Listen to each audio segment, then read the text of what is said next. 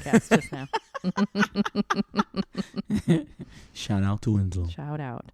I watched, since we last recorded, MAID. Oh, MAID was good. So good. And I realized after I watched it Mm-hmm. that I skipped the first episode. What? How did you do that? I don't know. I have no idea. I mean, it just popped up on Netflix and I hit play. So somewhere maybe I double tapped something that I should have single tapped. I don't know. So today I got to back up and watch the first episode. Yeah, MAID is very good. It's very good. Mm-hmm. It shows a lot of things, like how hard it is to report domestic violence that's not physical. Mm-hmm. Because, spoiler alert, if you have not seen MAID, I'll wait a second. Okay, good. So, in that instance when she first runs away, he doesn't hit her. But he does throw a glass that shatters right near her head. And as I want to say, I can't remember who it was, either the woman she met in the shelter or whatever, said the next time, that's your head. Mm-hmm.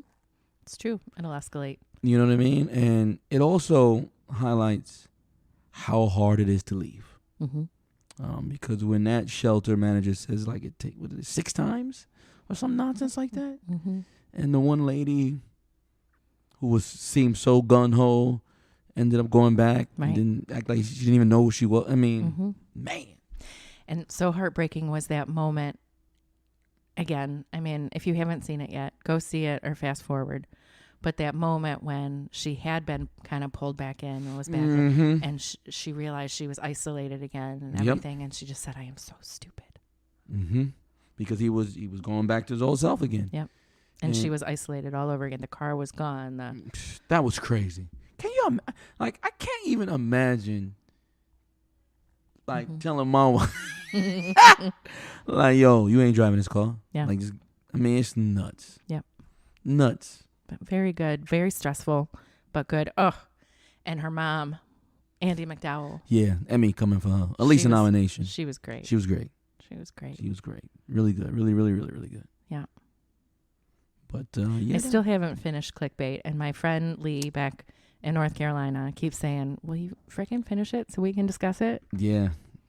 It has a very surprise ending. That's what I hear. Yeah, it's good though. I watched that. I watched that quick. Yeah, that was really good. I didn't think it was going to be. We would have watched that quick, but it didn't hit with Joe. Nah, it doesn't hit right away. That's true. Some shows are like that though. It's like some shows you put them down, you're like, God. Then you try to watch it again. And I just started watching something on Apple TV, science fiction thing. So you're tuning out right now, but it's called Foundation. And the first time I tried to watch the first episode, I think 2 or 3 times, and now I'm in it. Like once you get past the boring part. Yep. You just gotta hang in past the boring. Yeah, because there's a lot of setup, a lot of exposition. And, yeah. So so you can understand exactly what's going on, I guess. Right. Well, that's what I watched because I've got for the first time in many, many months, my foot's falling asleep. What? Yeah. Your hurt foot? Yeah, that's crazy. I don't know what that means. Who knew?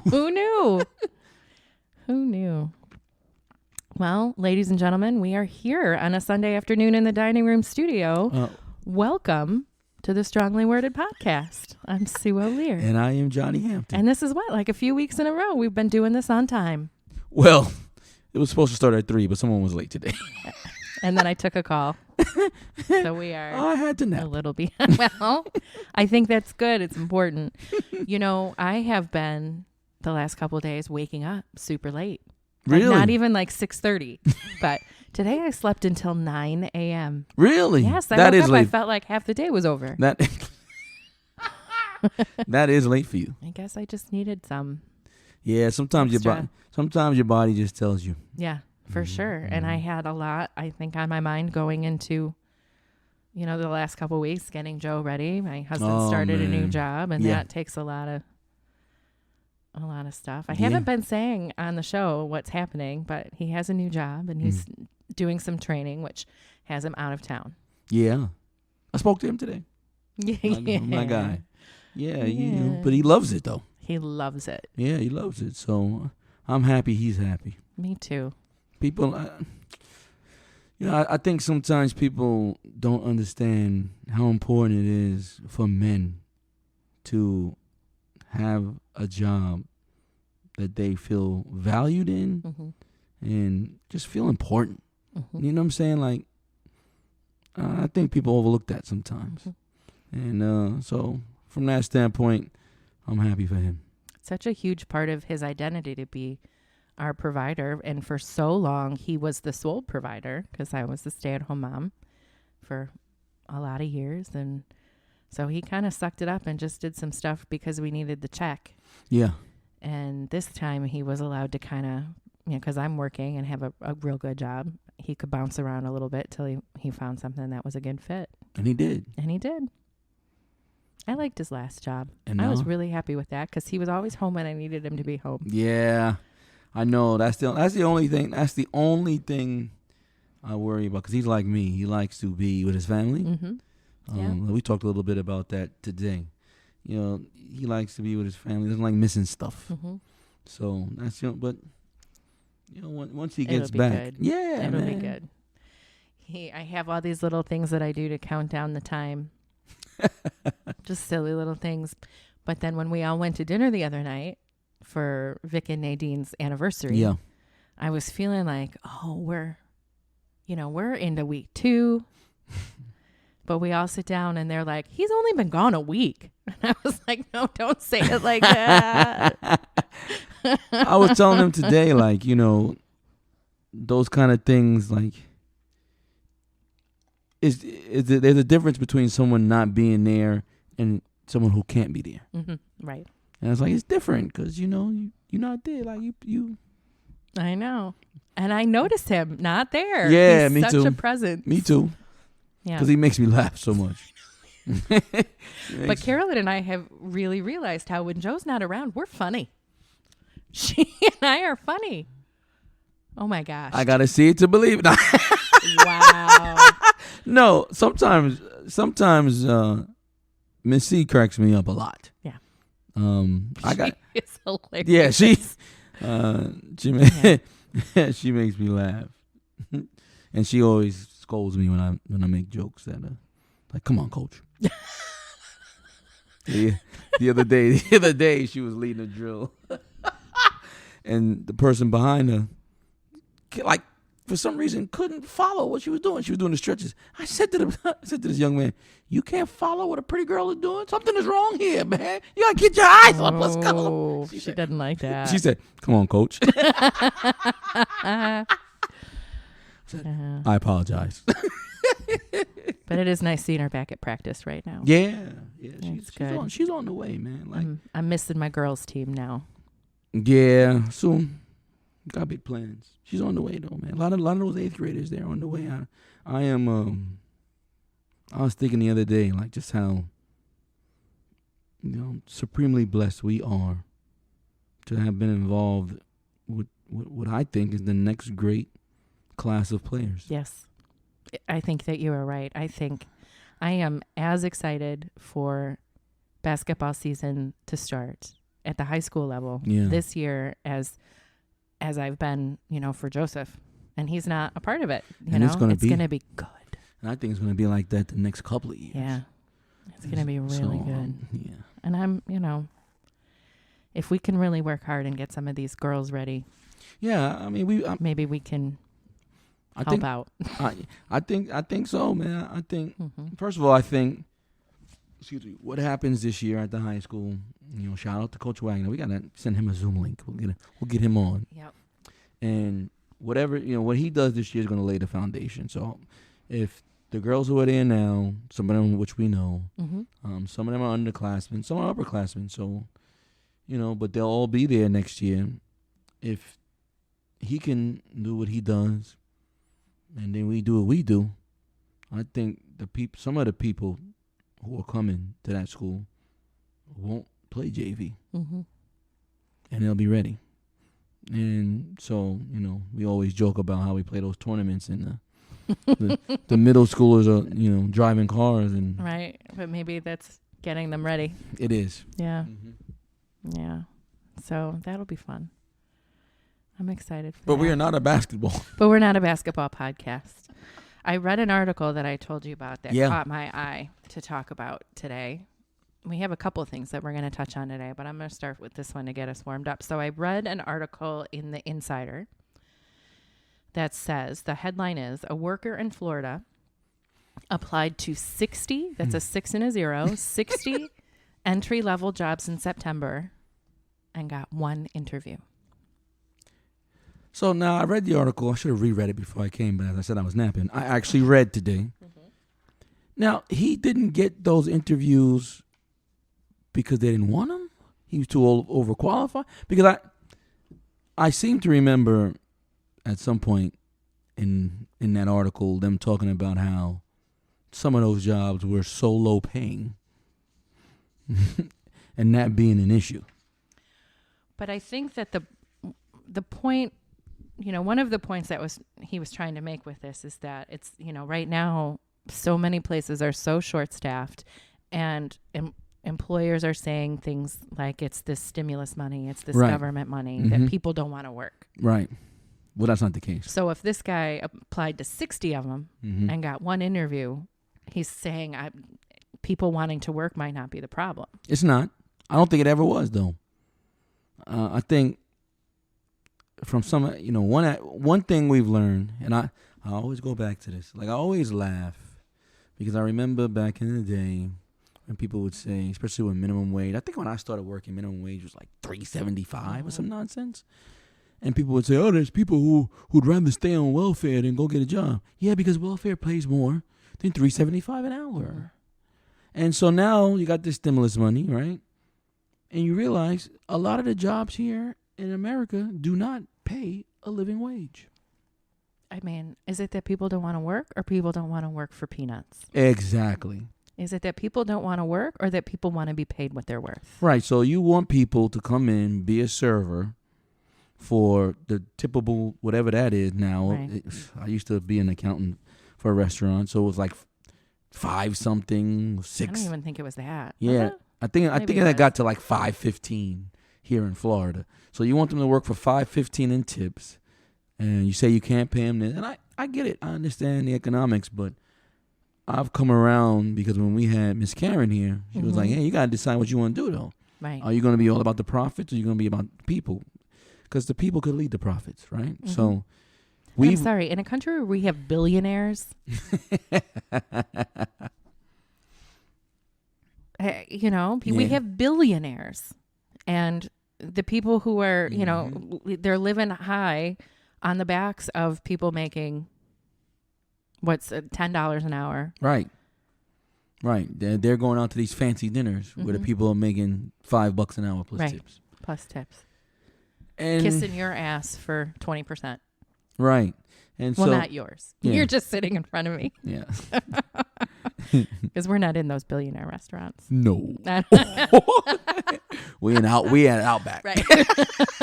And that's pretty pricey. That's pretty good for us. Shit. That's where we at. Mm-hmm. But no, I mean, like when I read that, I was like, this is perfect because, some of those jobs weren't calling him back. Maybe they thought he was overqualified. Some of them jobs weren't paying enough, and that's the problem. And that's a real problem here in America. Like I always say, like when I look at gas prices, right? So these gas companies make billions in profits. So you can't make gas $2.29 right now. Right. Instead of making $60 billion in profits, you can't. $40 billion is not enough. Right. Right. That's what I always say, but I don't know. And then you have people like my dad, hardworking man, his whole life since he was probably 10 years old was when he got his first paper route that he would tell the story about, right? And giving his money to his mom and whatever. Believing in these Republican ideals, like he's going to be a billionaire one day. Like believing in these policies that protect these 1%ers. I don't even know. And I think he truly believed it trickled down to us. I never understood. But I don't believe billionaires should exist. Oh, well, I can't say that. I mean, well, what do you mean by that, though? Like, I mean, there's no path to becoming that wealthy that is ethical. That is, there's no path to that kind of wealth that is just based on getting up and working hard every day. No, you get lucky. I often say rich people, a lot of rich people are just lucky. But I mean, the Amazon guy had a good idea. But then again, yeah, but people are right dropping dead of heart attacks on the floor, and other people have to just step over them until 911 arrives. Yes, he's taking all that extra money to create a penis-shaped rocket ship. I was going to get to that. His wife is the one with the right idea because she took her half of the divorce and started giving those billions away. And I mean, I don't go as far as to say they shouldn't be billionaires, but trickle down economics never made sense to me.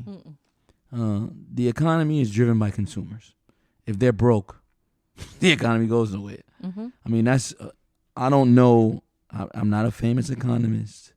I don't have a master's in economics. But when I have money, I go places.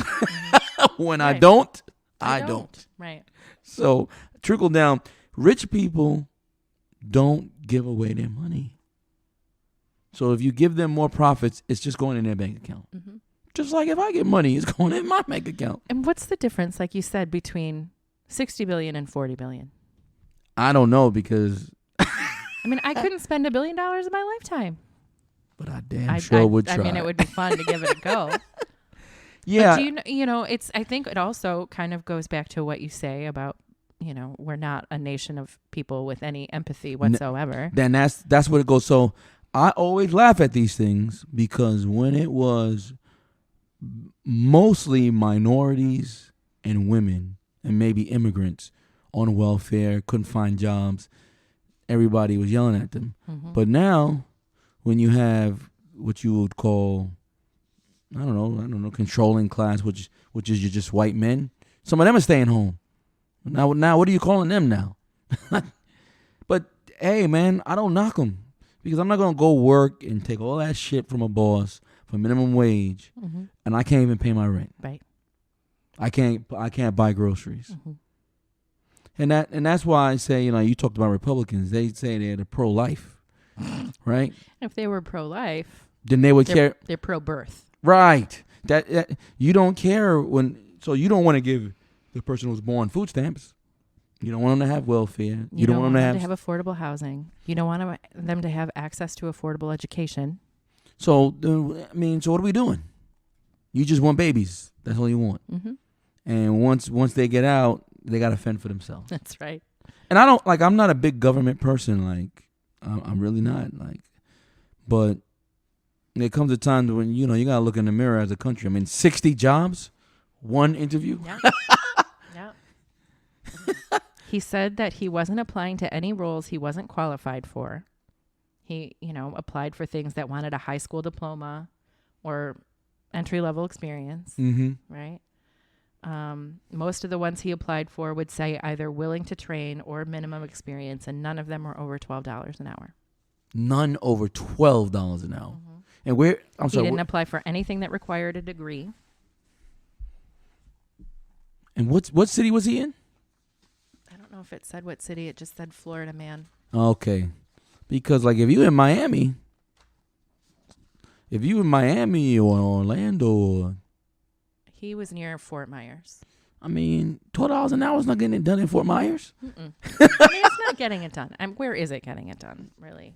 You know, I mean, that's not getting it done in Fort Myers. So, yeah, 12. By the end of the month, he had sent out 60 applications, received 16 email responses, 4 follow-up phone calls, and 1 solitary interview. So $12 an hour.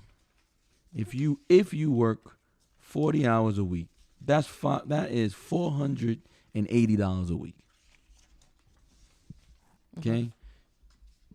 That is $24,960 a year.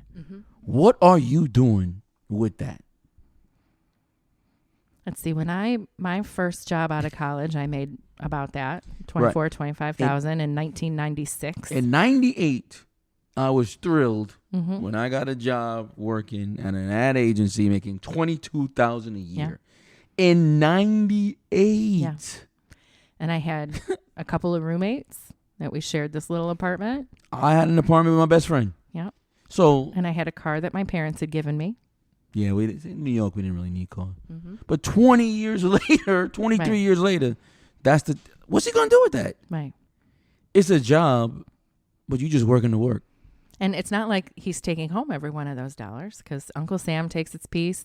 If he needs health insurance, that has got to come out of that. Yeah, her health insurance hurts. It hurts Mm-hmm. big time.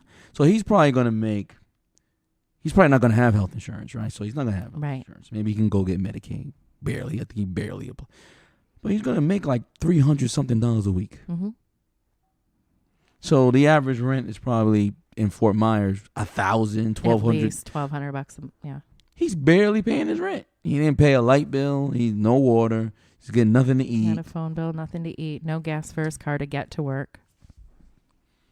So yeah, I mean, we got an issue. So if somebody's not working and they are utilizing government programs that allows them to live a better life than this $12 an hour job, why is that the workers? Like, why is that the worker's problem? Like, why is that a negative on the worker? Like, come on, dude. Like, I'm supposed to want to work for less? Yeah, me and my good buddy Charles, who's been on the podcast, we used to always laugh because they always say, pull yourself up by your bootstraps. Mm-hmm. Well, it's hard to pull yourself up from your bootstraps. You can't afford boots. So, like, that's how this country has always been. So, even historically, like, Lincoln freed the slaves. Yeah, he freed them slaves. And then what? Did he help them get educated? Because they weren't taught how to read.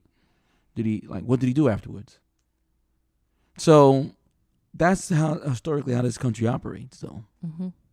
And I don't know, I'm just lucky enough that, I went to school and did all that. And so, but if not for the grace of God, where would I be? Right. And people don't think like that, though.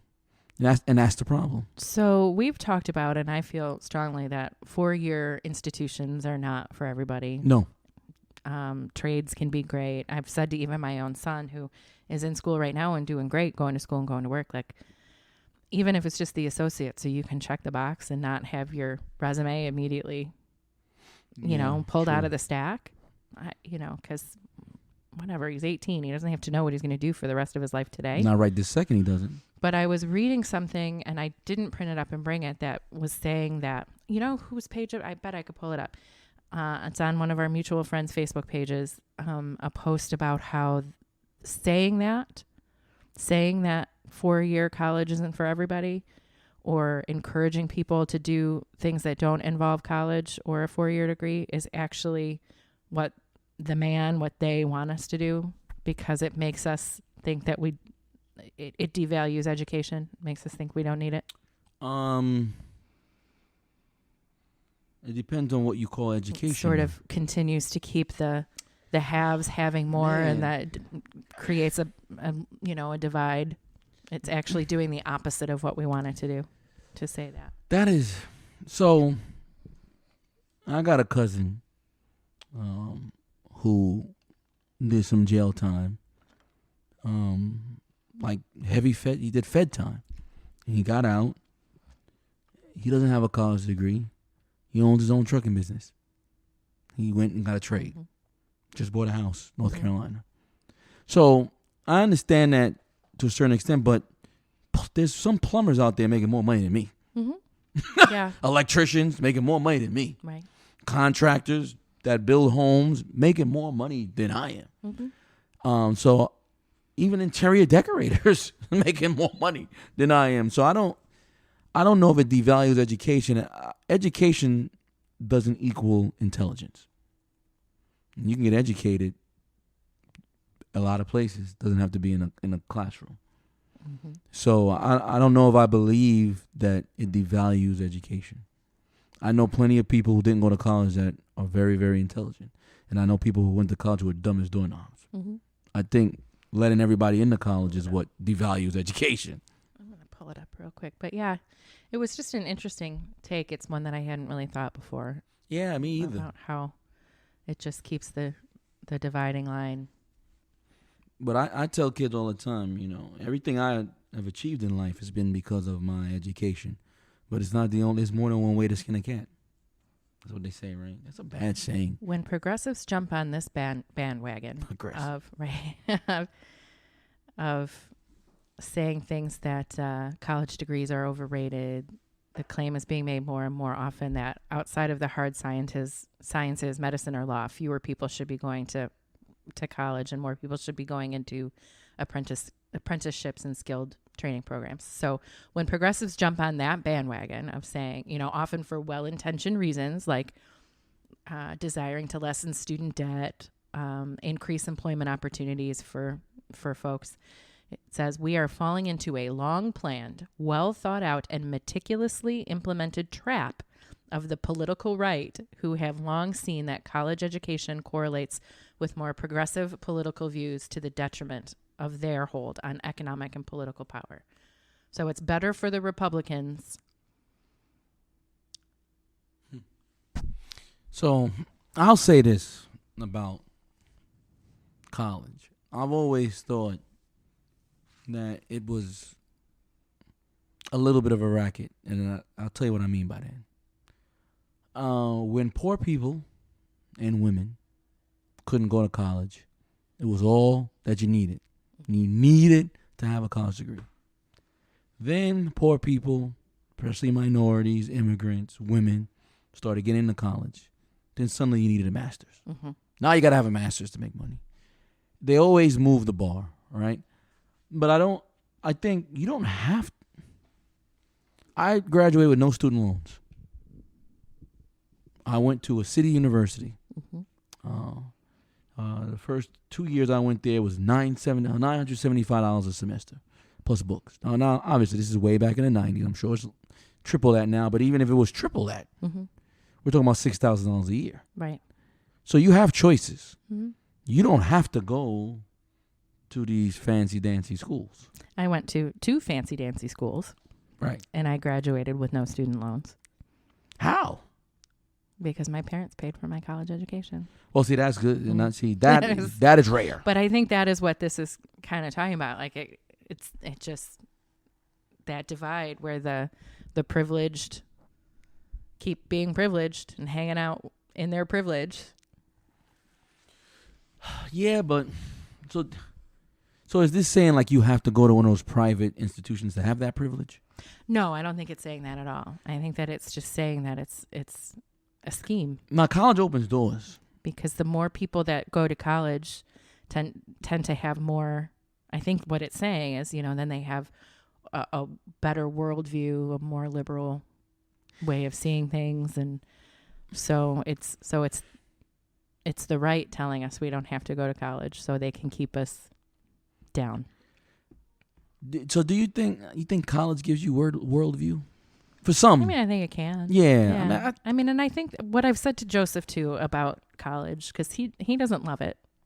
I didn't love it either, to be honest. Right. It's a means to an end, though. And going to college is not just about what you're learning in class. It's about learning how to commit yourself to a big goal and see it through to completion. Mm-hmm. It's about and again, it's really about understanding that you can check that box.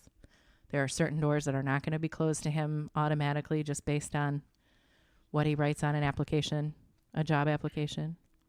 For me, college was all about one thing, earning power. That's all it was about. Mm-hmm. It wasn't about, finding myself. And for me... Yeah, but you were having a baby, too, like you had. No, I wasn't having a baby till 3 years in, though. Like, when I went, I was 18.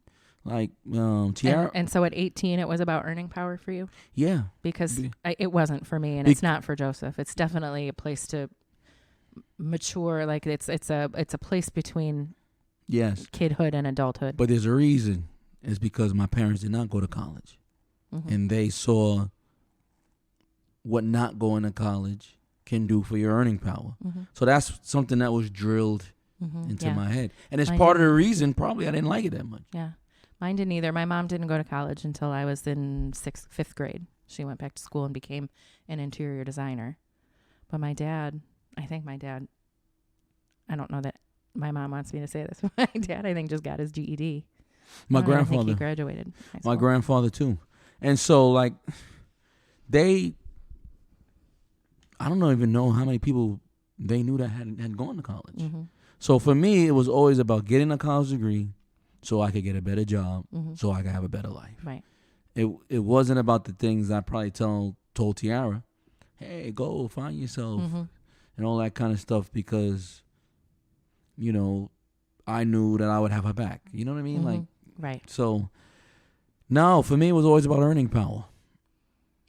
Yeah, but I think one of the reasons why my dad was so unwilling to see things like white privilege is because, you know, he grew up poor. He's not educated. He didn't go to college, and he still was able to accomplish X, Y, or Z. See, I think without ever understanding that he didn't have the same, even though every single point that he made is true, he did do all of those things. He still had it different. Yeah, and I think, you know, having met your dad, like I can, you know, when you meet people, I can tell how genuine they are, right? Like, you know what I'm saying? Like, I've met parents that I know right away, like, they don't really like black people. And I got no issue. Hey, listen, as long as you don't say anything crazy to me, we good. You know what I mean? So, but I think there's some people who are not racist. And since they aren't, they can't understand why a black person can't get there. Right. It's because they don't see it. They just can't. Their mind can't get there. I don't care about black people. You know, that's not me. And I know plenty of people like that. Yep. And they're all older people too. They're all older people. They don't understand. And it's not on me to say they should or shouldn't. You know what I'm saying? Like, I'm not. Well, I got to that point with my dad because I wasn't going to make him experience or see things the way I saw them. He saw them the way he saw them. Right. But he's still a good dude. He's a good dude. He's still my dad. He's yeah. And he just had a different experience. And the thing about it is so, you know, laws have changed, right? There's supposed to be no discrimination now. But we see things all the time. And these people who discriminate against women, minorities, all kind of stuff, they're your police officers, judges, teachers, hiring managers, nurses, doctors. So this is why we're still in the position we're in, because we haven't eradicated racism. Barack Obama didn't eradicated a lot of isms. Barack Obama was supposed. Come on, man. All you had to do. It's all you had one job, Barack. You had one job.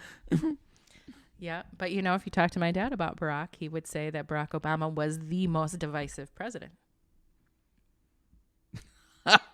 I had a friend that told me that once, and I asked him, what did he do to divide the country? He was black. He dared to be a black man in a position of power. And then, like, wait, is that the right answer? I had one person tell me, well, when Trayvon Martin got shot, he said Trayvon could have been my son. He could have been. He could have been. What could have been. Yeah. Whenever someone says that, I just disregard it, because to me he was divisive. How? Like you said, he dared to be black. Not even full. He dared to be mixed. On top of that, imagine. Can you imagine if Barack Obama was dark skinned? Come on, man. Yeah. Wow. So anyway, that was the article that I brought. So the problem in Florida, through this gentleman's eyes, is not that there are people here that don't want to work. So what, you know, I don't know, what was it? I think 95 to 99% of people want to work and earn their way through life. Yes. Nobody wants to be given anything. I think that most people are smart enough to realize that if you're given everything, it can be snatched away just as quickly. Right. It can disappear just as quickly. But somehow, I mean, our country has gotten to a place where people just believe there's so many people who just don't want to work, just want to be lazy bums. Mm-hmm. And I don't see it. But I tell you what, I don't want to go work for a demeaning wage. So I would have probably gone back to work sooner had I been able to find a job after being out of the job market for so long that would have allowed us to have anything left after we paid for childcare. Oh man, I've had people quit jobs because of that. Mm-hmm. Quit jobs. Yep. I remember having a conversation with one of Joe's cousins when she was going back after another kid, and she was saying that basically all she was working for was daycare, because all of her salary was going to daycare, was the health insurance. Yeah, like that's it. That's what she went to work for 40 hours a week and put her kids just so that they would have health insurance. Her husband owned his own business, and it was too pricey for him to insure them. So I've had people quit jobs or reduce their hours so they could qualify for the vouchers for childcare because they couldn't afford. I mean, they afforded it, but then, they was eating ramen noodles every night. Exactly. I mean, we saw that in MAID. Yes. She had to go get a job before she could qualify for the vouchers for childcare. It was crazy. But she couldn't get a job without childcare. Exactly. I'm like, well, wait a minute. I need to drop my child off somewhere so I could go look for this job. Right. It's insane. Mm-hmm. Yeah. God. So this country's so crazy. Greatest country in the world, though. I mean, I don't really particularly necessarily want to live anywhere else, though we did talk about Switzerland for a hot minute. Did you really? Oh, yeah, we did. I just, when Joe was working for the biggest employer, right? And we started talking about international opportunities that could be possible with Walmart. I was like, oh, could you get us to Switzerland? I mean, we'd look at the four of us would sit here, and this was before Gio came to live with us, and we would look at, these beautiful pictures of these different countries and these different lives, and we thought, what if we just lived in Switzerland? Yeah, why not? I don't know. For a minute before we settled here in Palm Coast, the original idea was to sell everything. Mm-hmm. Slate clean, clothes on our backs, and go live in the Keys. Live and work in the Keys. Start over in the Keys. The Keys is not. I love the Keys. There is a job opening on Key West for a general manager with my company. Really? Mm-hmm. I'm going to call them and tell them how terrible you are. Well, it's not something I could do now. You don't want her. I know, she's horrible. Her breath stinks. You don't want her. But, certainly I'm not going to take Carolyn out of high. But when we were making the change, when Joseph was going into high school and all that, we thought, could be a really cool experience to give the kids too, growing up on an island and whatever. I'm glad we didn't. I'm glad we are where we are for numerous reasons, for our family and our friends who are family. And, just the quality of life we're giving the kids right now, I think is great. But if there comes a point when we are empty nesters going to Key West and that position would come up again, I might throw my hat in the ring. Yeah, Eb wants to retire and go somewhere. I don't know where yet. It has to be tropical, though. Yeah. I don't want any cold weather ever again. Joe wants the mountains. Yes, he does. Mm-hmm. He's mentioned he always does. I love mountains. Yep. So I said we got to get either a vacation home in the tropics and then live in the mountains, or get a vacation cabin in the mountains and stay down here. Yeah. I mean, we could get a cabin somewhere, and then we could all have a place to go on vacation. Yeah. Except you don't want cold weather ever again. Yeah, I'd do it if friends were there, I guess. I mean, it would be fun for because Eb loves Eb loves cold weather. Mm-hmm. I don't want to live in it. I could visit it. I don't want to live in it again. Yeah. When we moved to North Carolina, we went back to Michigan for Christmas. Mm-hmm. Joe did not. I drove with the kids. Mm-hmm. He was too new at his job. He couldn't leave it. Couldn't get off. And we got to Michigan that night and got out of the car, and I looked at the thermometer. It was it was like 16 below. Listen. And I was like, you know what? It takes exactly, I guess, 3 months to get acclimated to the heat because I could not handle it. I'd only been gone since September. Man, I remember days in New York going to work and you working in the office, you wearing them dress pants and you waiting for the bus and it's like -2 with the wind chill. Yes. And your legs are on fire from the wind. Like how that prickly pins and needles feeling. Forget about it, champ. So I was walking to classes in Chicago during one of the coldest winters on record there. Like cabs were pulling over and giving people free rides where they were going because. Wow. Yeah, it was so. Yeah, nah. It's the first time I'd ever experienced a school closure for cold. Like that happened in North Carolina all the time. Yeah. But in Michigan, they're just like, put on another layer. When I was in New York, they never closed the schools. Never. But in Chicago, during that one snap, they shut schools down and everything. That's how you know shit is real. Mm-hmm. Like you could go outside and your face could burn off from the wind. I know. Oh my it's crazy. Goodness. I mean, we lived in a really nice place. We lived on the ground floor of a brownstone, and I nannied for the owners of the brownstone and the people upstairs to get a break on the rent. It was a much nicer place than I ever would have been able to afford otherwise. But it was a nice place. It was, but we were still had for that month or whatever had to put the plastic on the windows and stuff under the doors and the cracks and stuff because it was just impossible to keep it warm. That's crazy. Mm-hmm. Yeah, I could not. I mean, I've been in Florida now 16 years, so have you been back to snow since you moved down here? I haven't seen snow since and I haven't gone to New York in the winter. I've been lucky. I haven't had to go in the wintertime. Even winter in North Carolina, we didn't ever have to shovel anything because first off, you didn't have to go anywhere because if it snowed, everything closed. And it would melt within a couple days. But where we lived in Wilson, it would get icy for the same reason that hurricanes and stuff caused us problems because things would flood. I guess it stayed damp enough that when it got really cold, everything turned to ice. And that's dangerous too, though. Super dangerous. Yeah. We would have a week off of school for ice.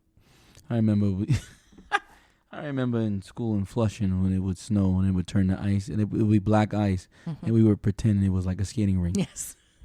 Well, we used to make skating rinks in my backyard. Like we are literally in our sneakers on black ice. Yeah.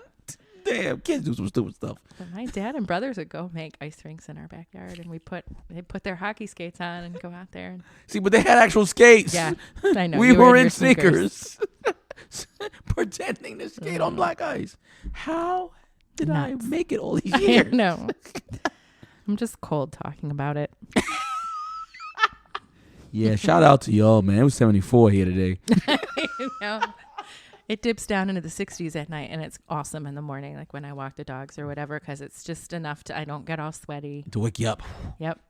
Get your heart pumping a little. Like now when I watch the Macy's Thanksgiving parade, I'm like, ooh, look cold out there. I know.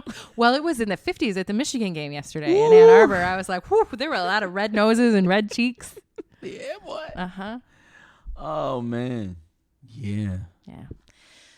So, yes. So, I don't think the problem is that people don't want to work. I think they just don't want to work for peanuts. They don't want to work for free? They don't want to work for free. They don't want to work for free. So, what else is on your mind? We got about... Oh, we can do it. Oh, we had a conversation the other day. And I said, this would be good for the podcast. Yeah. We were talking about a situation, okay? And I was kind of dismissive of a person and said, hey, people don't change. And you vehemently disagreed with me and said people... I think that it's funny, though, because what I said was, I disagree. Yeah, but you know... But you're like, and you vehemently disagree. I said... No, we went back. I disagree. When we go back and forth, I feel like it's like... Because we don't disagree a lot. Right. You know what I'm saying? Like, so... I'm like, oh, so... But seriously, when I was typing that, I was like... Nah, you're right. I disagree. You're right. But you disagreed. And I have my best friend, Jason, shout out to him. He always says people don't change. I kind of agree with that. Like, I think they mature. Like, I think your character is your character, but you brought up something that is really something to think about. Like, is character nature or nurture? Yeah. I think it's nature. I think you are, I don't know. I just think good character is in you or it's not. And I think your parents harp on you on how to get that character out. You know what I'm saying? Like, don't fall victim to peer pressure. Don't. I think some people, though, are just born assholes. And they're going to be that way. Even when they get to be 30, they'll be mature assholes. Mm-hmm. You know what I'm saying? But you think along the line the maturity can bring out better character. So, am I describing that right? Yeah, I think so. I look at character really from a psychological standpoint. You know, I'm a psych major. Mm-hmm. Shout out to LSNA, class of 96 at Michigan. Woo-hoo. And, you know, from a psychological standpoint, there are traits of character that psychologists believe are learned and malleable. Otherwise, we wouldn't spend time doing, like in elementary school, they have the character traits that they focus on every month. Right. There are different things like that therapy can, in many ways or aspects can be, because of character issues. The whole basis, which is, I realize it's bullshit, but the whole basis that prison is rehabilitative is, based at least in part on changing the character of criminal behavior. So yeah, I do think that character is changeable. I think that it takes a certain amount of self-awareness and desire to do it. But I think that we learn things and we can unlearn them. I mean, why else, like I said, would we have things like therapy? Yeah, but I don't know. Like, do you think therapy changes people's character? Like, I think it can. Aspects of their character.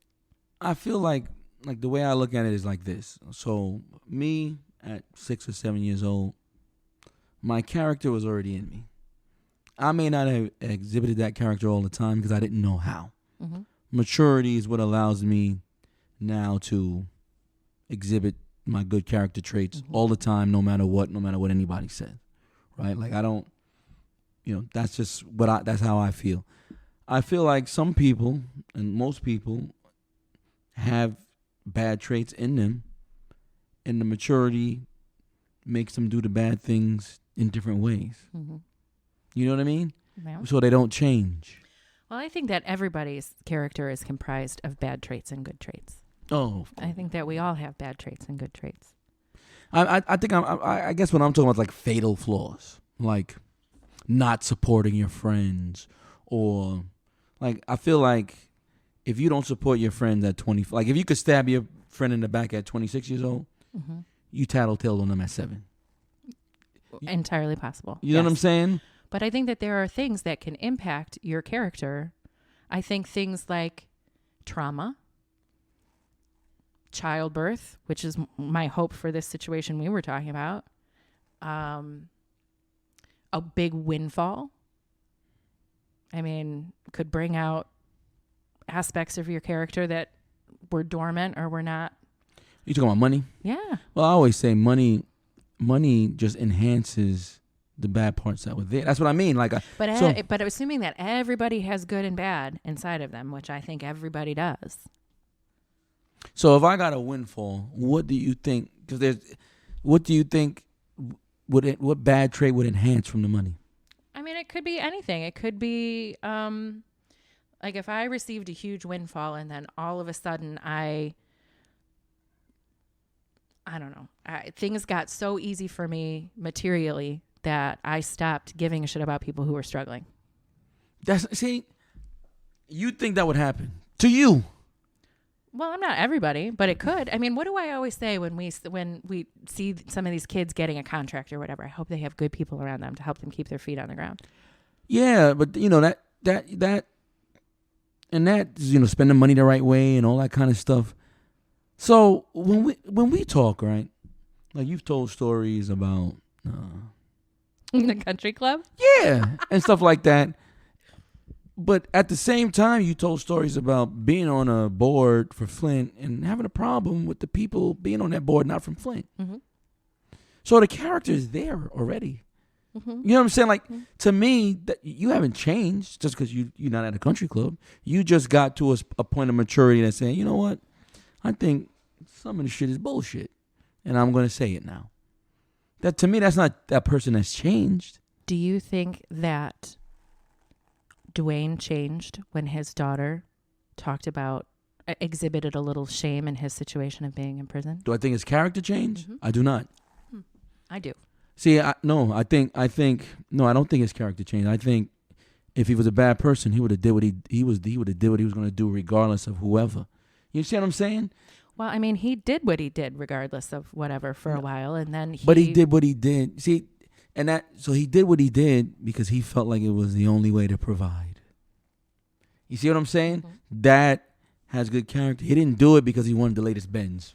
But he was thinking for the first half or however long he was in prison, that he was going to get out and keep doing that. Right, because he changed. He changed his mind. He got to me, that's a level of maturity. Like, hey, listen, wait a minute. My daughter is telling me these things. That makes the good character come out. You see what I'm saying? Like, but other things made the bad character come out. I don't know. And see, that's what I'm saying. I don't know if simply committing a crime makes you have bad character. You see what I'm saying? If that makes sense. People are saying, what are you talking about? Well, no, I mean, I get that. You know what I'm saying? Like, if you just want to provide for your family and you feel like this might be the best way. How do you define character? That's a good question. That's a good question. To me, like, you talking about good character, bad character. How do you define character? Just the intrinsic values that you have. You see what I'm saying? His value in that instance was always to take care of my daughter. And he thought doing what he did was doing that. And then she said to him, nah, this ain't it, Dad, because I'm ashamed of what you did. Which still goes back to him saying, hey, taking care of my daughter. That might not have been the way. You know what I'm saying? So that character trait was already there. But I think there were two sides, I guess, to that character trait, and it changed. I think that character has a lot to do, and I did some reading and kind of looking at definitions and things to see. Yeah, what is the because I know you. What's the dictionary that starts with an M? Merriam-Webster says that character are traits, qualities that make up your moral code, distinctive attributes. Right. So, go ahead. And so there were some, I continue to just read some other stuff. Mental and moral qualities of an individual is their character. So it can be the way one thinks, feels, behaves. And then, other things that aren't necessarily what we're talking about, qualities shared by many in a group, like, or atmosphere. Like if something has character, like if you walk into a red-walled velvet furniture place, you know what I mean? Yeah. Like dimly lit, that has character kind of a thing. And then I was looking at some of my psychology, like Psychology Today and stuff like that. It's saying the character traits are learned. Things like persistence, honesty, humor, creativity, integrity, those things are learned. And really? Because they are learned, they are adaptable or they are malleable. So, in the instance we're talking about with Dwayne, I feel like his moral code was always about family. And so, when he tells that story about his daughter coming and her being, ashamed that he was in prison, it's the same code. You see what I'm saying? I think that there's a way to see it differently, too. No, I mean, I'm just, that's why I said that. There's a way to see that differently, too. If character doesn't change, why does therapy exist, or church, or different, or self-help, or things like that? If environment is a huge factor in personality and character. I mean, that's just like the psychological standpoint that character changes. Now, I am related to somebody who I believe is of bad character who will never change because, he is like clinically, I think, unable to. It's his DNA. I don't think he chose to be a sociopath. I think he was born that way. See, I don't know. I don't know anything about therapy. So, Yeah. but I feel like, when you say, why does therapy exist? I think you can go to therapy and they may not find the good character traits. Mm-hmm. You may not have any. Mm-hmm. Some people don't have any. But then you have bad character traits, more bad character traits. Right. And that's what still character. But what I'm saying is, I think that was always in you. See, I don't know. Like, the nature versus nurture thing is interesting, because you can't remember being 2, 3, 4, 5 years. You know what I'm saying? Mm-hmm. Like, there could be things I do today that my father was telling me from, right, and my mom was telling me from jump, that I just don't remember. Well, and it seems like sometimes it's got to be some of both, because you say things like, "Oh, she was such an easy baby" or "a happy baby." Maybe some of that is just having an easygoing character, or maybe that evolves into being someone who's chill or what. I mean, I don't know. I'm just throwing stuff out there, but like, I don't feel like my moral code has changed over time. Like, I still feel like when people wrong me, then I need to. Yeah, I mean, maybe they're not permanent changes, but I know specifically there's one group of friends that I fell in with for a while when we were living in North Carolina. I've told you about this, the group chat and stuff, and it was not our behavior was not who at the end I decided I wanted to be, and I ended it. Yeah, but I certainly got sucked up into it for a while. Of course. But again, I mean, acceptance can affect your character. But I feel like those are just things, but then at the end of the day, you realize, oh, this is not me. Mm-hmm. You know what I'm saying? And that was always inside of you. And sometimes, like, I don't think people can't get lost. I guess it's like the scales of justice. It's like there's good traits and bad traits, and your environment and your experience and your life, what you're living through, can kind of be a balance between those things. Because I don't think anybody's all good or anybody's all, well, I might think some people are all bad, but I don't think anybody's all good or anybody's all bad. Like I said, I just feel like, to me, even when I talk to people, the way they were is the way they are. Do you know what I'm saying? Like, you're talking about that group text. You were in it because maybe you needed the comfort of friends, but then you realize this is for the birds. Because when I hear you talk about your life in general, like, I haven't known you your whole life. So, but for that period of time, that was my character. I was defined by, certain things. I think that I just don't think that, I think that character is influenced by environment and experience and what you're going through. And I don't, you might get back to, some of these same basic principles that were in your heart all the time, but I think some people might not. And yeah, I think it's possible. That's so hard for me. Like, so in the environment I grew up in, which Mom, it wasn't horrible. She always says, you act like it was so hard. It wasn't horrible. But at the same time, I get the impression that you think it's horrible. She does. But at the same time, we were not living in the suburbs, right? Mm-hmm. So, okay, cool. In the environment I grew up in, I could have had bad character, so why don't I? Is it just the nurture of my parents, or is it things that were in me? Probably, I think it's some of both. Like when someone says something like, "Oh, you don't have the heart to do that." I think it could be some of both. No, I don't have the heart to do certain things. That's true. Well, and one of the things in our conversation before today about this, I talked about how some things like that are generational. Like, I even think things like raising a bully can be generational. I think sometimes you can see those traits up the line. You can see the overbearing dad who had the overbearing dad who didn't have, you know what I mean? Like, I'm not talking about anybody specific, but I mean, it's possible to see some of those things. And I wish we had video. My mind is churning right now. As Sue talks to me, I'm listening to everything she says. Mm-hmm. Yeah, I don't know. Some people, I guess that's a bad way to look at things. I feel like when you get to a certain age, character not your behavior necessarily. And some people think they go hand in hand.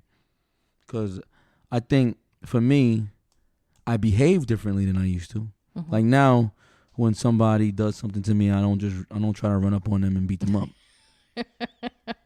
You know? Carolyn told me a story about them being at the movies last night, and a woman behind them getting real snippy with them because it was taking them a minute to get their tickets or whatever. Mm-hmm. And her saying, "I'm glad my mom's not here." Hey, listen, man. Like, it's very difficult for me sometimes to let things go. Mm-hmm. And I like I said, I don't know if that's, to me, that's just behavior though. Like that's not, but I still get back at you in a different way. Mm-hmm. You understand what I'm saying? Like, so I could see you do me wrong, and then I just block you on Instagram, or I, right, don't take your call, or I don't go over to your house and punch you, or I beat you in basketball, stuff like that. Mm-hmm. You know what I'm saying? Or do things better than you do. Mm-hmm. That's all. But what I used to, if my wife, if I ever get my wife on a podcast, she'll tell you about the time I almost held the DirecTV guy hostage. We're not doing that anymore. Yeah, I don't do that anymore. We're not doing that anymore. But, I would just call his boss mm-hmm. and get him in trouble. Yeah. So, yeah, I mean, this is a good thing for our listeners to weigh in on. Yep, absolutely. I'm looking forward to it. Yeah, do you think people change? Yep. Or can a leopard change its spots? That is the first thing I wrote down when I started writing my thoughts down about today. I'm not sure they can. Like, I think who I am today, the building blocks were already there when I was young. Mm-hmm. I just think there are certain times when you're not mature enough to show that, to make smart decisions. You know what I'm saying? To not go with the kids who are shoplifting because here is wrong, but you go ahead and do it. I don't think that's bad character. I just think that's stupid behavior from being immature. And so in that particular situation we were talking about, I've heard too many things about this particular person. Now they're getting older. Mm-hmm. So. Yeah. But if there's no impetus around them to make them want to change, they're not going to change or develop or mature or grow. Maybe somebody should just punch him in the face. Sorry, I'm surprised it hasn't happened yet. No, America. No violence. That's right. Violence. We don't condone violence on the Strongly Worded podcast. But it'll be a good discussion for the group. We will talk about that. Can a leopard change his spots? Yes, we want to discuss it. And then you need to listen to the podcast as well. A lot of people in the group. A lot of people in the group. And a lot of people listening. Yeah. So come find us. If you are listening and you are not a member of our Facebook group, we are the Strongly Worded Pod group. Just request to join us and we will let you in, assuming you have a real photo, not just a profile. Some weirdness. You don't want to get in there and say, I can make you $4 million if you just... Yeah. You can also find us on Instagram at the Strongly Worded Pod. Our website, thestrongly.wordedpod.com. We have merch available on that website. Mm-hmm. Get yourself an Urban Black Man t-shirt while we've still got them.